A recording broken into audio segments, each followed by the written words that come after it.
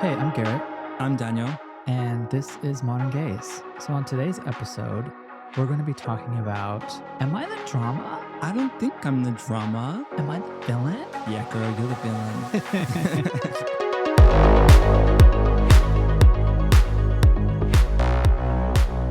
So, quick story time. We were going to dinner and we walked past a crew of girls who happened to show a dick pic on a main road to her friends. I heard them screaming, so I looked over and in a public setting, I was like, "Yes, girl, get it!"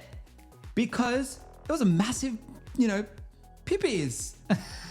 So like, I was authentically living myself. What is a pipis? A penis. Okay, there you go. So like, I saw this giant penis on her phone and I was like, yes. So wait a minute. So you walked past this girl, a group of girls. They were all chatting. Yeah. And this girl turns her phone around and it's a giant penis. Yeah, and I don't know if she got it from Google. I don't know if it was a guy she was dating. I don't know the background, obviously, because we were walking together. And they all screamed. They were screaming. I thought something happened, so I looked back and then I saw on her phone this giant penis. Was it real? Yeah, it looked very real. Like it was, it had like a little curve. It was attached to a body. It was attached to a body, but like I yelled yes, and like probably 5 or 7 years ago I would have never done that. And they kind of looked at me like, what's wrong? And I was like, girl, you're showing a penis on a main public road to your friends for the public eye to see. Yeah.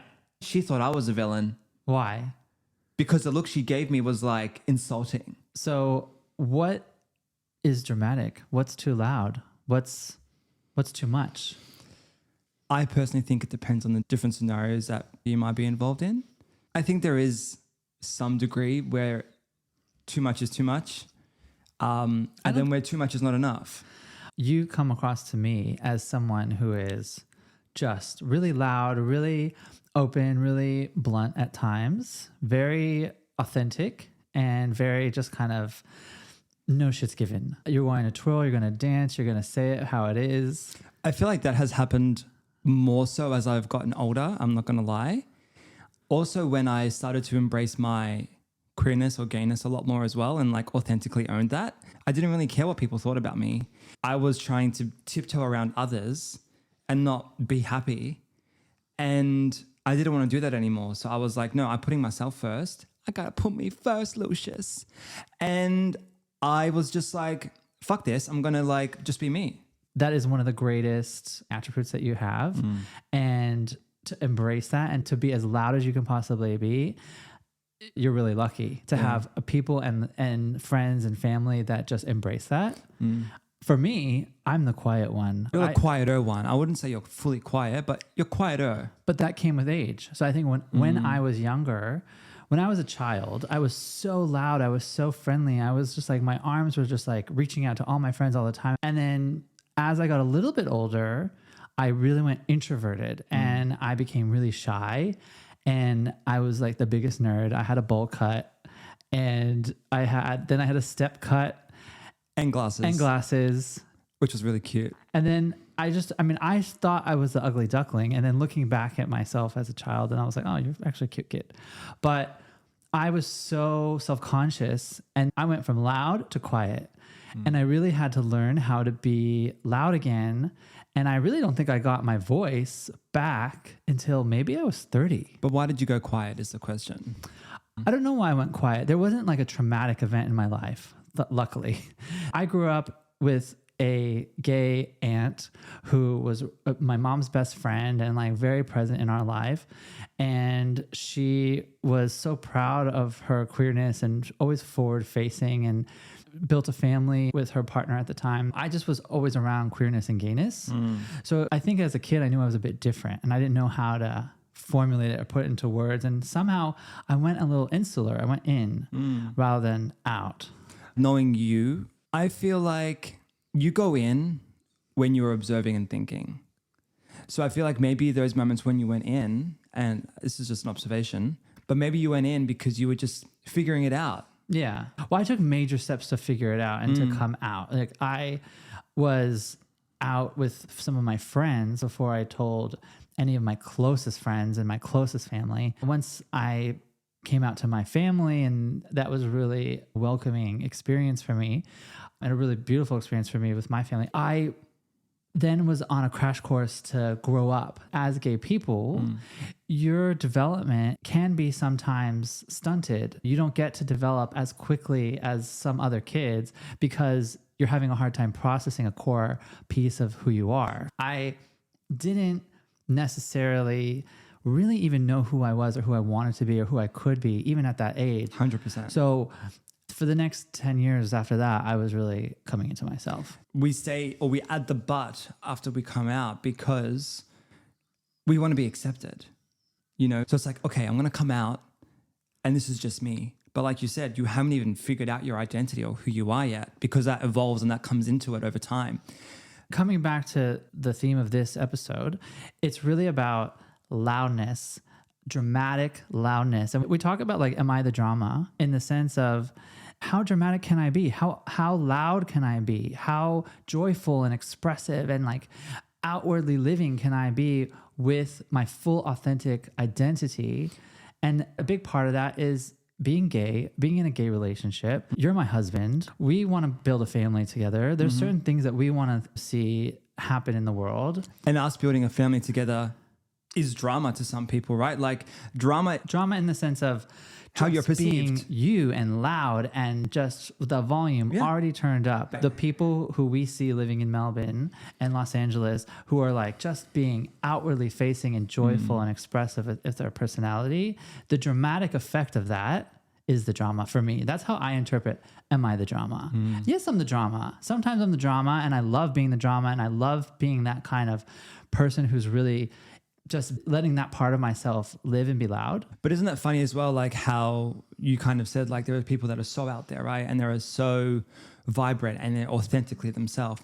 But I think it's interesting how in different situations and in different environments, people kind of adjust who they are or they dim their light so that others can handle you. Others can handle you, exactly. So what's interesting about being in different environments and feeling that you kind of have to dial yourself up or down depending on who you're with, you turn on different personas in a way in who you're interacting with. Like if you're going to walk into the bank and you're just like going to talk to a bank teller and you're not going to be like, hey girl, unless you know this person, unless you're like friendly with them. And they're like, if they're just a full on stranger, I would say like, we wouldn't walk in dramatically taking off our sunglasses and like applying some lip gloss and like being like, girl, how's your day going? But other people do. The shine is bright with some people, and that is so incredible. That's drama. That's the drama, right? That's the dramatic effect of who you are. And I keep spinning this drama into a positive thing because I think of drama, our lives are dramatic. Drama is the essence of life. Like you go from hills and valleys and everything that you achieve in your life. All of that is so dramatic, and it's a good thing. Yeah. The fact that Scarlet Envy said, am I the drama? I don't think I'm the drama. Like, she was triggered. So this is the origin of this is where it originated am I the from. drama? Correct. Yeah. Am I So the it's villain? a famous quote that has gone fully viral on TikTok. Lady Gaga's posted it. Like everyone has fully posted it. So let's quickly recap what happened on RuPaul's Drag Race with Scarlet Envy for her to have this iconic quote, is it me? Am I the drama? Like what happened? Scarlet Envy, a contestant on RuPaul's Drag Race, was just in a reflective moment of, am I causing drama? Why is conflict kind of surrounding me in the workroom, in the show as she was living her life and competing? On the season. There was always a bit of kind of contention and drama around her that seemed to follow her. There's always one that they kind of target, right? Yeah, and it sometimes would say, you could say it's like it's editing. Like RuPaul said, She wanna blame it on the edit. Blame it on the edit. Anyway. she did say what she said. And anyway, she was having a self-reflective moment where she was saying like, well, how am I being perceived? Am I coming off as the villain? Am I being dramatic? Am I the drama? Am I the villain? And I don't think I'm the drama. She was really being reflective, saying like, I don't think I'm causing any issues, which I think talks about the perception. So we've spun Am I the Drama in a way of being positive and being loud and being authentic. But in other scenarios where we are with our peers and our friends and people that we like love to hang out with and engage with, when is your loudness and authentic behavior crossing lines?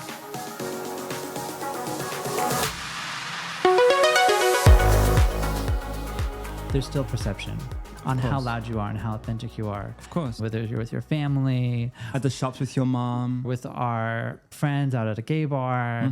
There's all these different environments where things can be perceived in different ways. Yeah. And you may be dialing yourself up and down depending on where you're at. And you are being authentic in who you are, in your queerness and in your gayness. That part of your personality is never too much for all the people that love you. It shouldn't be. Maybe in the Scarlet Envy situation where she was saying some not so nice things or she was behaving in a way that other contestants didn't appreciate. In that situation, Scarlet Envy was being the villain. She was being authentic. She was being herself. She was being unapologetically her. The point is that you have potential of being unaware or not empathetic of what's going around you, other people's energies, where they're at in the competition, where they are in their lives. I think you can be aware. I think we should talk about this for a minute. But I think there's also the flip side where people are considerate, but they don't give a fuck. Correct. You know, they're like, that's how they feel. That's on them. That's not on me. So I feel like, yes, I fully agree with you. Let's move away from like identity. Let's talk about a behavioral moment, right? Like if we're catching up with some friends or we're sharing a story or they're sharing a story and they're projectile vomiting their vent session on us. Yeah, maybe in that moment, they don't care about how we feel because they are so in their feelings, they're up in their feels that is their priority right now. Like they want to be heard and they want to be seen. I'm just going to be here to like create that space to have them talk to me because obviously they feel comfortable to come and vent that to me, right? But how do you balance that? Like, how do you do that in your dramatic way and in your fully what you need? What's a good way that you can avoid being the villain in that? It's very case? easy. I would just simply communicate, hey, this situation is happening to me. I feel like chatting about it, or I need to talk to someone about this. Do you feel comfortable listening to me? Or are you open to hearing me out? Like you have to ask. You don't ask people, but I think we should. Because one, you'd probably get a better response from the person that you're venting to because they're prepared. They're going to be in a headspace to know what situation they're coming into. And they're going to be all ears and all focus on you to help you resolve that situation. Yes. Rather than throwing them off guard and then they're rolling their eyes like, oh my God, here we go again. You know, like just preparing the person. Yeah. And I think that is a perfect example of checking in with the people that you're interacting with and being aware of what is going on with them so that you can, just have an authentic connection with someone who you care about and then be 100% yourself and express yourself in any way that you need to. And then just create space for the other person that's listening. We do fuck up. Sometimes we go selfish and we just need to just vent and drop and not think about it, or we don't check in. And with that, you do run the risk of getting into a habit or a routine of becoming me. Exactly. Becoming a me. There are some people that are just like fully chilled, fully introverted, and they're happy to just be in the presence of somebody else that's their friend and just listen to them. Yeah, and that's why you need a dynamic group of friends. And I think that's another way of building the circle around you is having different types of personalities, different types of people that have different types of experiences. Good point.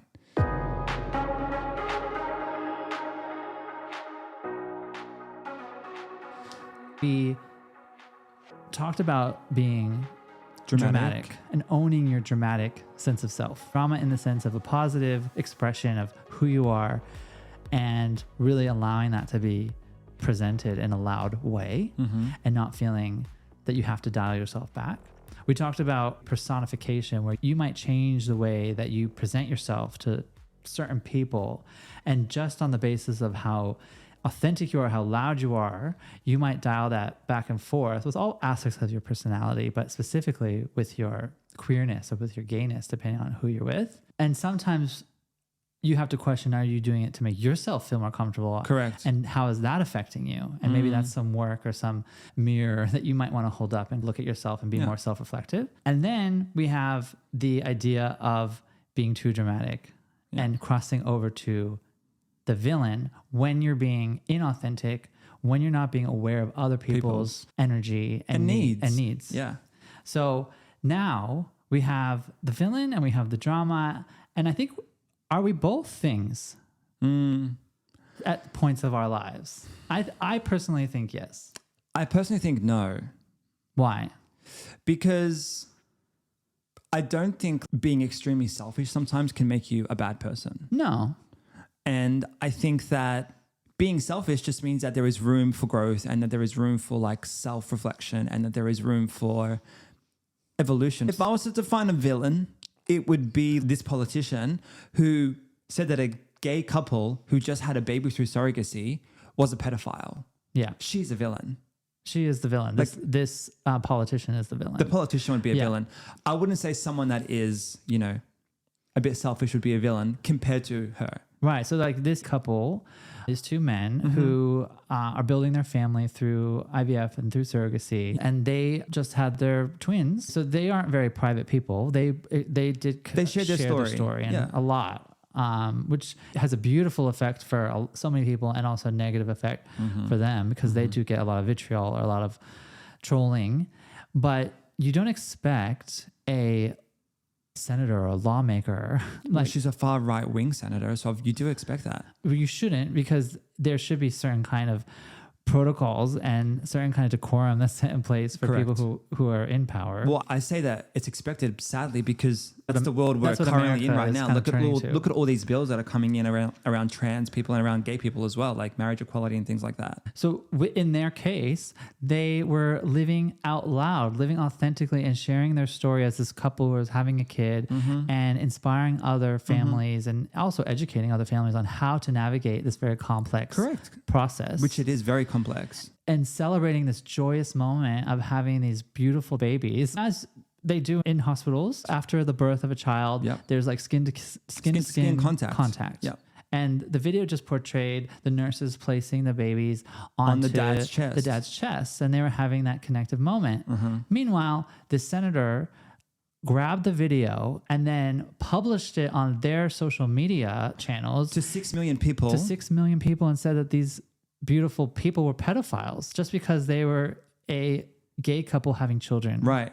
She's the villain. Yeah. Period. She's the villain. This is the perfect example of the perception of how you're living your authentic, beautiful life as an out and proud person.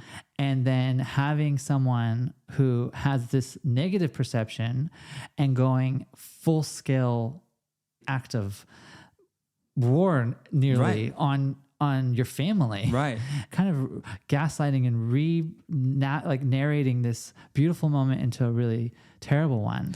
Whether you're gay, straight, queer, male, female, trans, whatever it is, if you are authentically living yourself, you shouldn't feel like you need to, one, dim that, and two, you are not the villain. Yeah. Just for you being dramatic, you are not the villain. Just by you living your life and being authentic and being proud of who you are not the villain. I actually think most of the time, the actual villain, they don't even know they're the villain. They don't know they're the villain. But the villain will make you feel like you're the villain. They will throw it back to you. I'm not the villain, you are, because you're triggering me. And I think that's sad. From my experience of living in America in 2008 and having Obama be elected to president of the United States, and then also going through the marriage equality acts, there has been so much progression and so much achievement for gay people. However, there has been this like pendulum that kind of swings back the other way where a lot of that progression has been reversed. And now even with RuPaul's Drag Race, where you have 15 seasons of a show and 6 or 7 spin-offs of the show internationally, and you have such a huge push for drag as an art form, as an expression, and people are really celebrating that and learning about it for the first time. Now there's a lot of regulations and pushback coming in America against drag because every time we push forward and we get louder, there's also this fear that comes from the other side that doesn't understand and doesn't want this kind of change and is pushing back. The sad thing is we perceive the other side, and when I say other side is like, let's say like voting for marriage equality in Australia, right? You had to vote to decide whether we could get married. Whoever voted no, we saw them as a villain. and you're not allowing us to live authentically or get married. That defines you as the villain. But for them, we are villains because we are living our true self. And I think there's a big difference to like how each side sees the other as the villain. You are just living your life, and you have an opposition to that that's coming forward and saying you're doing something wrong. So you are the villain. But then you're just living your life saying like, well, no, am I the villain? No, I don't think I'm the villain. I know I'm not the villain. You're the villain. It's this really disgusting like 180 or like this kind of manipulation of a situation where it's trying to peg expressive, authentic people who are just living their best lives and loving who they love, and then being told they're a certain negative thing. And then you're kind of in this place of contemplation if you don't have a really strong awareness and grasp of who you are. So this idea of even asking yourself, am I the drama? Am I the villain? Is actually a good thing sometimes, because it's about self-reflection. It's about checking in with yourself, and it's about understanding what's going on around you. Are you being the villain when your intention's not right, when you're not being present, you're being rude, or when you're not being empathetic to others around you? But I will never be a villain for being gay or proud of my sexuality, being married to you, or wanting to start a family. I will never be the villain for wanting a better life for us. Yeah. And you're also never the villain when your intention is pure and when you are really trying to be empathetic and connect with other people to help them or to better them, to offer your advice, to give feedback. And that's really important. And having friends and having people in your life that are willing to accept that is a really wonderful thing, because that means that they trust you and they love you and they think what you're offering is valuable.